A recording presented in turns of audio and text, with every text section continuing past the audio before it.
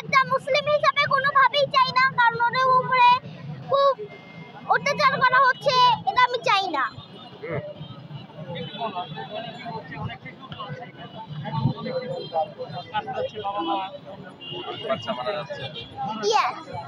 অনেক বাচ্চা মারা যাচ্ছে, তারপরে তাদের উপরে গুলি মারা হচ্ছে, বোম মারা হচ্ছে, এটা আরো অনেক কিছু। তারপরে মুসলিম হিন্দুদের উপরে বোম মারছে, হিন্দু মুসলিমের উপরে বোম মারছে, তারপরে ইসরায়েল আমাদের শত্রু, তারপরে ফিলিস্তিন ইসরায়েলের শত্রু, আরো অনেক কিছু।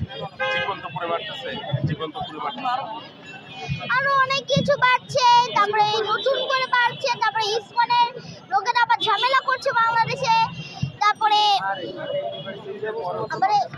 অনেক কিছু হচ্ছে বাংলাদেশে এখন। ঠিক আছে, কিন্তু ফিলিস্তিনের অবস্থা এখন খারাপ হয়ে গিয়েছে, এই জন্য আজকে ফিলিস্তিনি দিবস, এই জন্য আমরা সবাই আজকে দোয়া করতে এসেছি এবং এটার প্রতিবাদ করতে এসেছি। আমি আমার মাম্মির সাথে এসেছি।